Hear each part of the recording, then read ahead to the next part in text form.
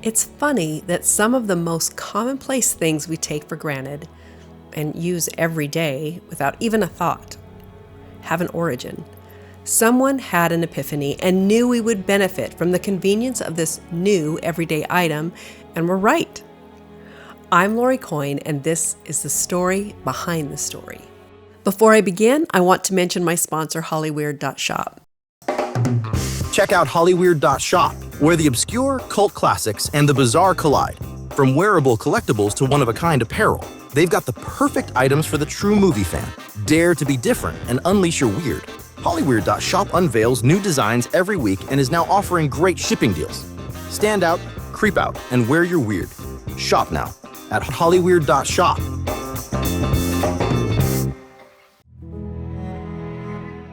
It was a cold, bitterly cold, the kind of Chicago morning where the wind sliced through your coat like a knife and turned every breath into a ghostly cloud. But for Leonard, or Len Shoemaker, there was no coat. There was no warm breakfast waiting for him, and if he didn't figure something out soon, there wouldn't be much future waiting for him either. It hadn't always been this way. Just a few years earlier, Len had been a hard-working man with a modest income. He had a steady job as a printer, working long hours in a factory.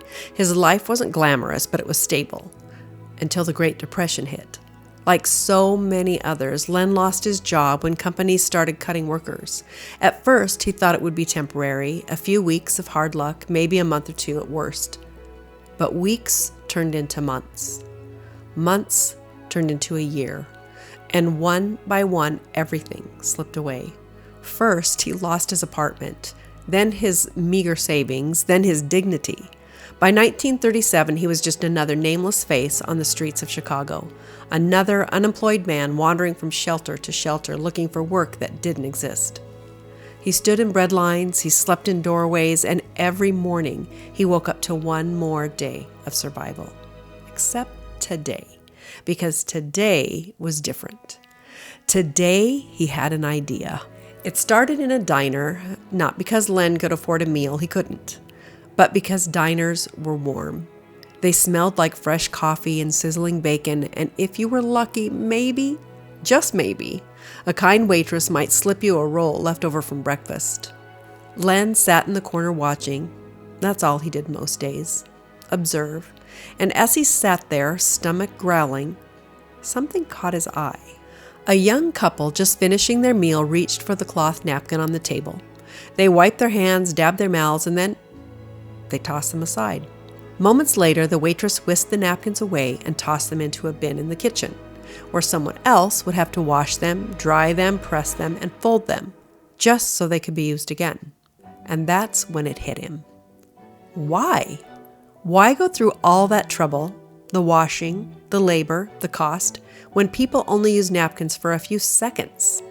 What if, instead of cloth, they were made of paper? Excited, Len didn't wait. He rushed out of the diner, his mind racing. There was a paper supplier just a few blocks away. Len had walked by it hundreds of times. Now he had a reason to go in. Using the last few coins in his pocket, he bought a stack of thin, rough paper. Cheap, disposable. Then he cut them into small squares just big enough for a single use. His next stop? Restaurant owners. He walked from diner to diner pitching his idea, and the response? Laughter. Some shook their heads. Some called it ridiculous. One man even said, "What kind of establishment would serve something so disposable?" But Len was not backing down, because for the first time in years, he believed in something.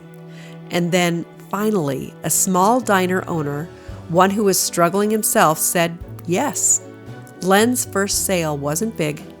The diner bought a small stack, just enough to test the idea. A few weeks later, Len returned, anxious, wondering if he had wasted his time. But the diner owner greeted him with a grin. The waitress loved them. No more washing, drying, folding, no more labor costs. He placed a bigger order. Then another restaurant. Then a hotel. Then a train company. Within a year, Len wasn't just selling napkins, he was manufacturing them. By 1941, what started as a few scraps of paper had become a full-fledged business. But that wasn't the big moment. The big moment came when the war started. When the United States entered World War II, factories began running at full capacity. Everything was being rationed. Cloth, too valuable. It was needed for military uniforms and badges. And that's when Len got his biggest break yet. The government needed disposable napkins.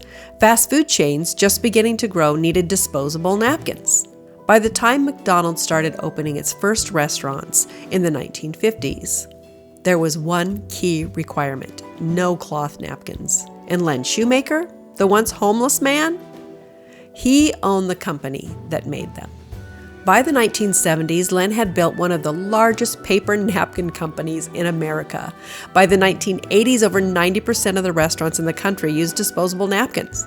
By the 1990s, it was a $1 billion industry. And today, the disposable napkin market is worth over $5 billion annually. And it all started not with a grand invention, not with a carefully planned discovery, but with a man who had nothing. A man who noticed something simple, something no one else had paid any attention to, and it changed his life. And now you know the story behind the story.